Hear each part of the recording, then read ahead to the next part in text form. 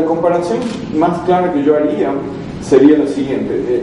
Si vamos, por ejemplo, a 1940, 1950, había periódicos muy poderosos como el Excelsior, el Universal, el Nacional, luego surgió Novedades, ¿no?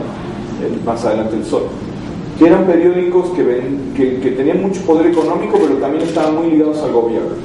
Y esa es la historia del periodismo político en el siglo XX en México. Los editores, los directores de los periódicos eran parte de la clase política casi, y recibían todo tipo de privilegios del gobierno, privilegios que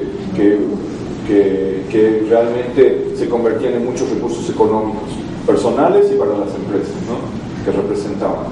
Entonces era una relación donde no había autonomía, salvo en algunos aspectos de la nota roja, en algunos periódicos, pero como dije antes, no era total autonomía. Lo que sucede ahora es que la prensa en México es mucho más abierta, mucho más competitiva y tiene una relación mucho más compleja con el Estado, ¿no? Ya no se puede pensar en los periódicos de hoy, como por ejemplo leíamos el Excelsior hace 30 años, ¿no? Básicamente la nota 8 columnas del Excelsior todos los días era una declaración de un funcionario, ¿no? Los periódicos ya no hacen eso, ¿no? Entonces, en ese sentido, ahora hay una libertad de expresión que yo diría es más grande de la que jamás ha habido en la historia de México.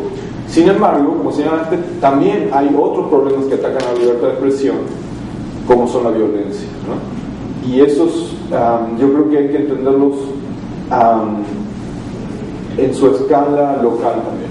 O sea, se trata sobre todo donde vemos más casos de violencia contra periodistas son en periódicos de ciertos estados donde hay más violencia, ¿no? En el DF, que yo sepa, nunca pasa nada con los periodistas, ¿no? Es un lugar muy seguro para ser un periodista.